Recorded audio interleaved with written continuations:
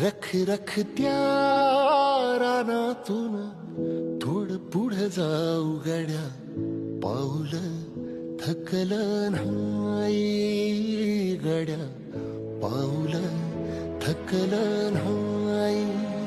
सुकलेल्या भाकरीला पानसंग खाऊ गड्या, पाऊल थकलं नाही गड्या, पाऊल थकलं नाही. झालो बरबाद जरी बसला घाव उरी, कलेची आग सार जाळून विजाईना. अडला घास असा का वनवास असा, पण यो ध्यास अजून बी माग राहीना. फिरला